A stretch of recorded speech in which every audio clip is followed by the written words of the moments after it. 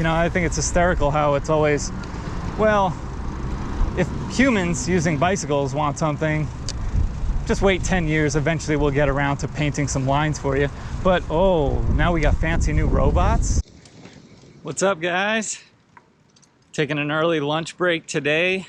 Got a nice warm 90-degree day here in sunny Austin, Texas. Beautiful day for a ride. And I've been tasked with making a donation drop. So let's go for a quick ride over to Goodwill.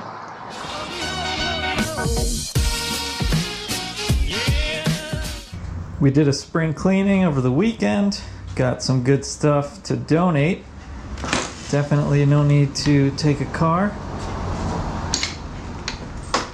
Over to Goodwill. Let's see what we got here. Got some, got a picture frame, pretty big one. Some swimmies. Some nice clothes that don't fit. Mostly kids' clothes. You know how that goes. Nice Paw Patrol backpack. A couple of comforters. And a fairly clean doggy bed. One man's junk is another man's treasure.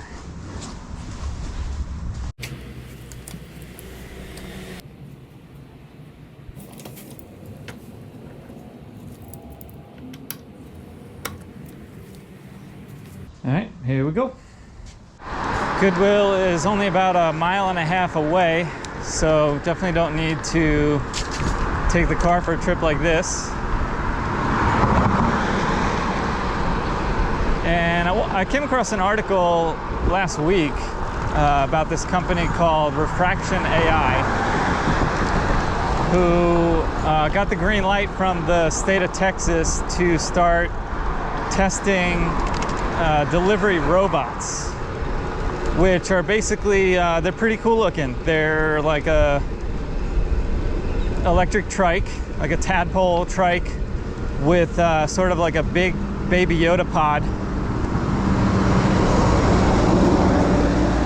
And so at first I think it's a fantastic idea. You know, the first reaction is finally, you know, thank goodness we're going to take a lot of, they're calling them SOVs, right? Single occupant vehicles off the road.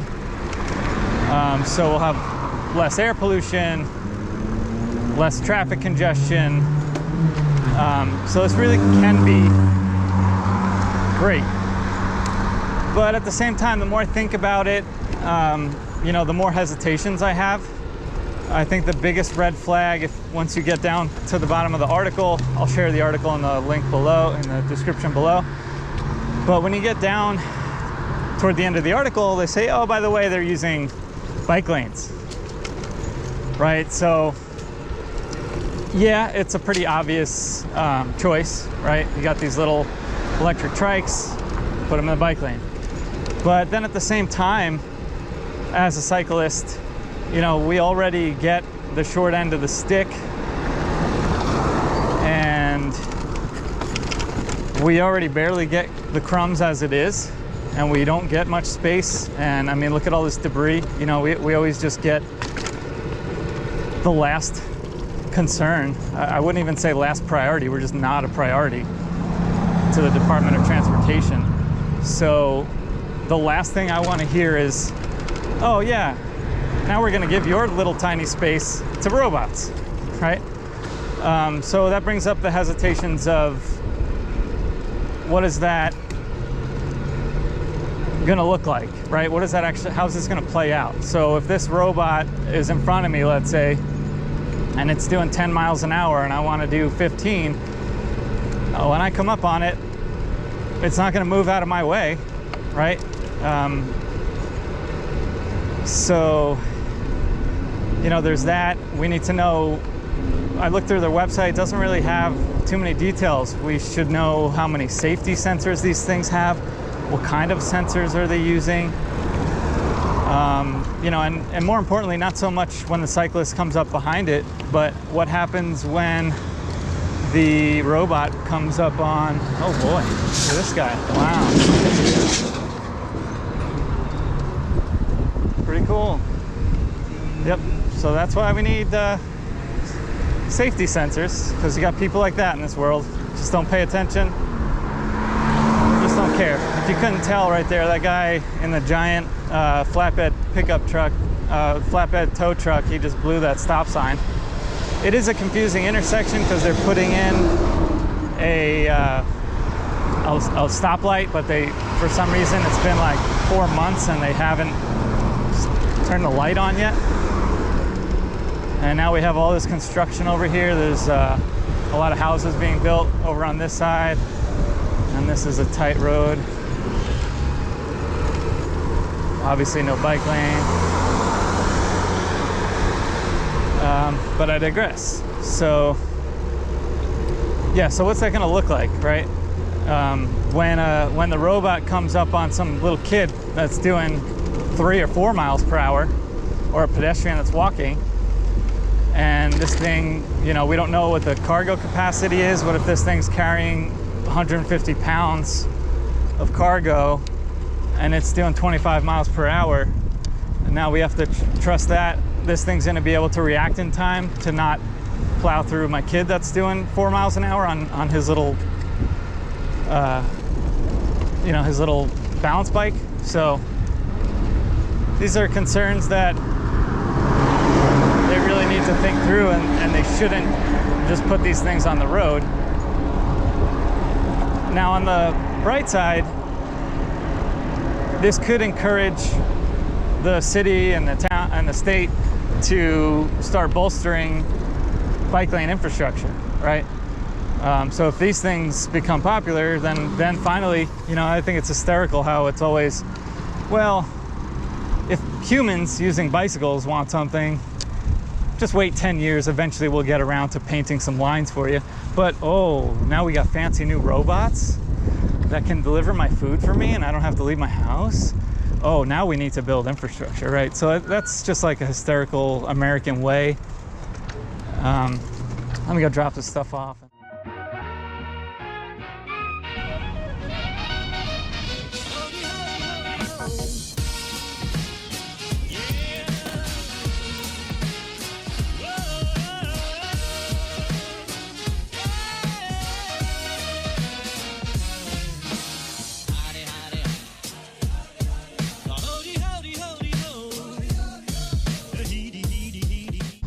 Okay, sorry about that. What were we talking about? Yeah, so it's it's got a little bit of a catch-22 going on. I think there's a lot of potential benefit here. I would love to see more improvements in bike infrastructure, and this could definitely be a reason for people to support it. At the same time, I don't want to see our rights as cyclists be trampled on yet again for the sake of a robot. And another thing I wanted to talk about is sort of like, I mentioned the American way. Well, I think I mentioned how typical this is. You know, it's like the typical American thing to do. But it just reminds me of how the typical American way always has to be to like jump forward 100 years into the future to things that aren't really even practical now.